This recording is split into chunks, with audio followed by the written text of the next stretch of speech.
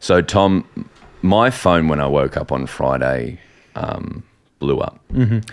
I had 100 messages. Genuinely the first person who messaged me was Will Anderson. And he said, an avid listener of the podcast, he said, have you heard Fireball Friday doing We Didn't Start the Fire about Kane? Real round the ground vibes. And I thought it's going to be a big day. So what happened was essentially they have willfully and deliberately, because they listened to this, I'm sure. Of course, yeah. Stolen our bit. Mm-hmm. So I've hired a solicitor to start the process. Mm-hmm. I went out and I got the best one in the world. The person who's joining us now is a world-class solicitor. You can catch them at Comedy Republic. They're in the show. They're Mr. Oily.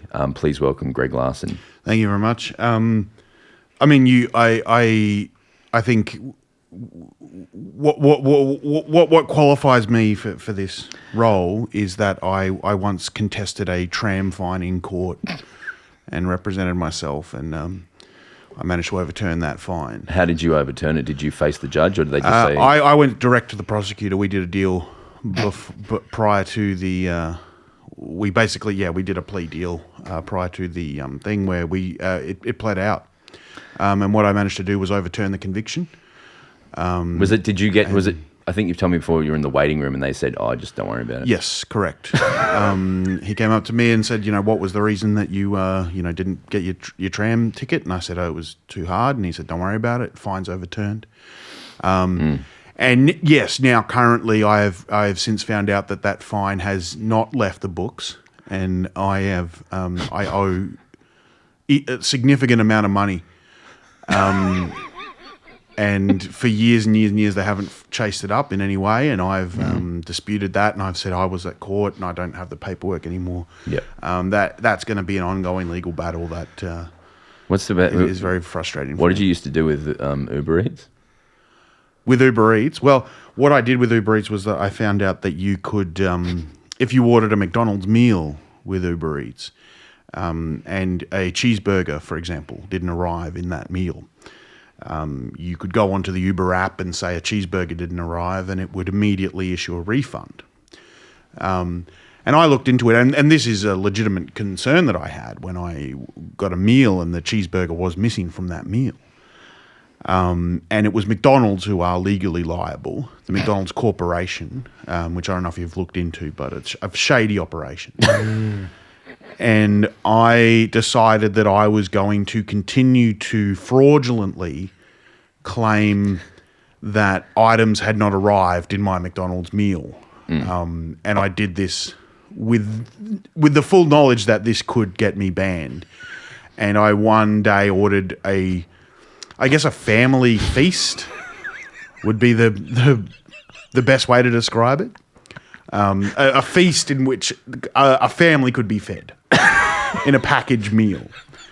And I went through the order and said, this did not arrive, this did not arrive. I ticked all the boxes of every item on the family feast. I ticked every single item except for one small Diet Coke, because I sort of assumed at least one thing would have had to have arrived for this. Yeah.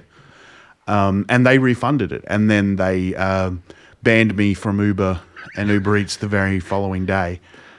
So you're a fighter for the people is why I've brought you in. Yes, exactly. And I have, in fact, done a legitimate. I once contacted the Ombudsman about menu log. And how did that go? That worked out in my favour. The Ombudsman did rule in my favour. The Ombudsman, once they decided to pursue the matter and start legal proceedings against Menulog, Menulog essentially relinquished their claim and refunded the entire $49.95. What was that meal? That was a large double quarter pounder meal with a Coke Zero, a double McChicken. So did you go to Menulog cheese after and bacon added? Sorry to interrupt. Yes. Did you go to Menulog after Uber Eats banned you? Yes, that's why I was with Menulog, and I was frustrated with the Menulog process, because when an item doesn't arrive, and items would frequently not arrive.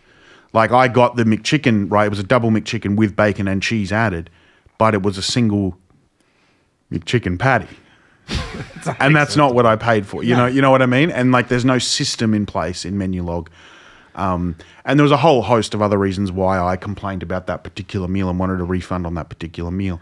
And in the end, I contacted the Ombudsman or New South Wales Fair Trading, and managed to get that refund. So that's why I'm happy to come. And that's why, and that's why you're a champion of the people. You're here. Yeah. You love rugby league. But I'm not going to hold that against you. Look, I'd love to bring you on as our full-time solicitor and maybe give you a cut of all of our profits. Yeah, sure. That would be perfect. Here's our first case. So as you heard at the top, a rival show has broken copyright essentially and stolen our material. Can you play that, Tom? If you just cut forward a little bit because I think they talk for a while.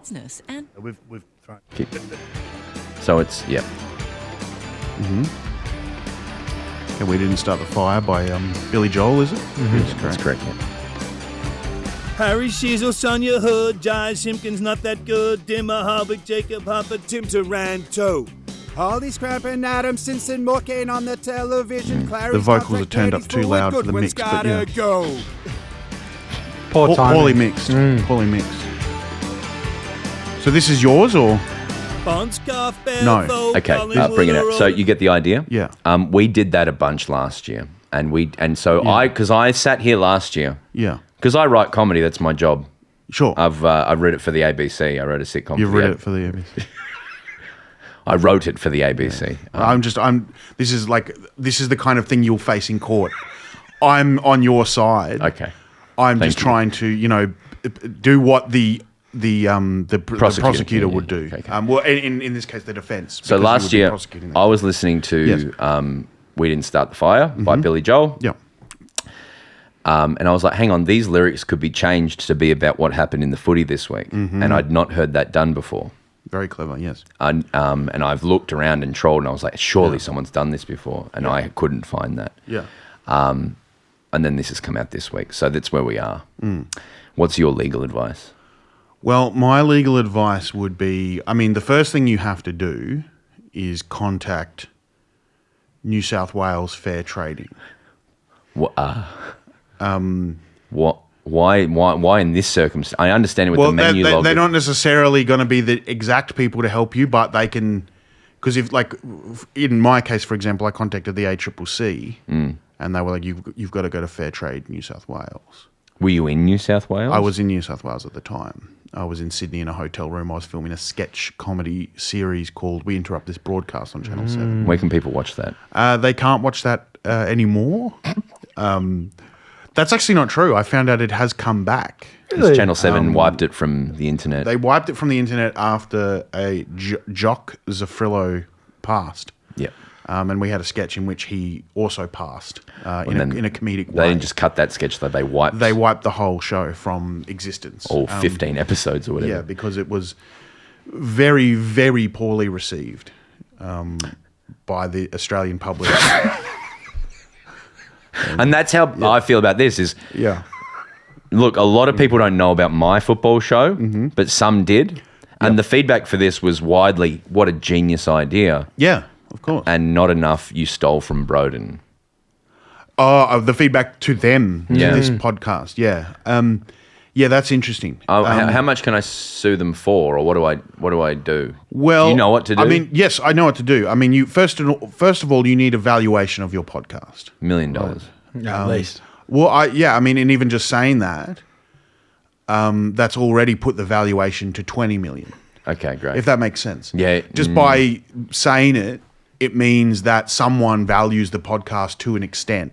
And well, a perfect example, I'll give you $30 million for this podcast right now. I rescind my offer, but the offer was made. Okay, so we're at 30 million. You're Great. at 30 million. So it's a $30 million podcast. Now you have to look at the lost revenue. So obviously if this is a $30 million podcast. So the revenue that this podcast generates? The revenue that this podcast generates, but the future revenue that it would generate if people hadn't tuned out because they heard that. Does it have now, to... they've heard that and they've gone, let's switch to this other podcast because they didn't start the fire. Like they've got that parody, right? Yeah. And so you can't just look at your current earnings. You have to look at all future earnings. Do I have to go Kane and Kingy in the morning as well, like from Fireball Friday? Do you know what that means? All of those words are meaningless to me. They made me feel ill. So Kane and As Kingy. you said them. Kane and Kingy. Yeah. On Fireball Friday. Kane and Kingy. Yeah. So on do Fireball Friday. I target Kane and Kingy and say, or do I target the network? I want to know what Kane is and what is Kane and Kingy one thing, or is Kane In a way. is Kane something and Kingy is something else? Kane is a powerhouse media force. Yes. Hated by many and loved and adored by others. Kingy is an ex-player with a laptop. Yeah. So it's Kane and Kingy. Kane and Kingy. Does Kingy have a legal name, or is Kingy David King. was he christened the King? He's become Kingy now. Kingy. Yeah. Kane and Kingy. Kane and Kingy. And it's Fireball Friday. Fireball Friday. And they come onto the Fireball. And their podcast. It's a radio show that is then clipped up and edited and shared as a podcast. So it's not a podcast. I would It's a radio show, not a podcast. available as a podcast. Yes. And this radio broadcast, what is that on a radio network? Or SEN is this 1116, the SEN network. SEN, Sports Entertainment Network. Sports Entertainment Network. Yeah. With Kane and Kingy on Fireball Friday. I mean, you haven't helped yet. You're sort of just saying the things. Well, I'm just trying to get the facts. It's actually SEN Breakfast. Can I just put it out there? It's That's the the podcast feed. SEN But breakfast. that episode is part of Fireball Friday. Well, So Okay, so the first thing you need to do is you can send a brick of demand, right? I don't want to get to that kind of thing yet. I don't get to violence. No. It's not violence. You said a brick. There is a letter of demand, and then there is a brick of demand. A brick of demand. It's not a violent thing. You don't smash someone's window with a brick. What you do is you use a very serious form of wood glue or some kind of glue to glue the brick to the window.